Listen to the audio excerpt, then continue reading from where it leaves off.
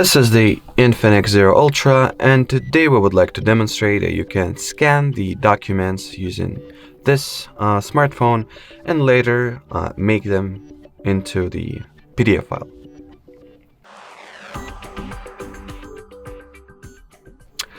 So first of all, I would like to say that you can do that by using the camera and file storage, so no additional apps or programs are needed. So in order to prepare your camera for such action, just open it, then go to its settings, then tap on the rearrange modes option. Among the more modes, you would need to get the documents feature. It is usually over here, and hold it and drag it to the on display modes, camera modes. Once this procedure is done, open the documents mode, take the document that you would like to scan. I have this dummy one over here. Then place the entire document in the viewfinder. Make sure to keep the borders of it intact. Then tap on the shutter button. Just wait until the document will be properly outlined.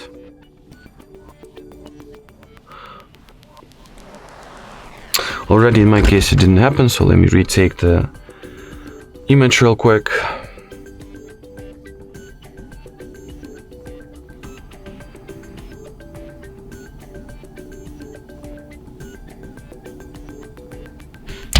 Already I would assume that it's having hard times identifying it since it is not very straight, should I say already. So finally it has been able to scan the document. So now we have some sort of a scan present, but currently it is just a PNG image. So in order to make it into a PDF file, you gotta tap on the share icon over here, then go for the print. At the top, instead of select a printer, choose save as PDF option, then tap on this icon over here, and I'll choose the path for it to be saved to, and save. And after that, if I'll open up the file manager, where is it? File manager, here it is. As you can see, I'll have this little document over here. That is the last one that has been added. And once I open it, as you can see, this will be the document that we have just scanned.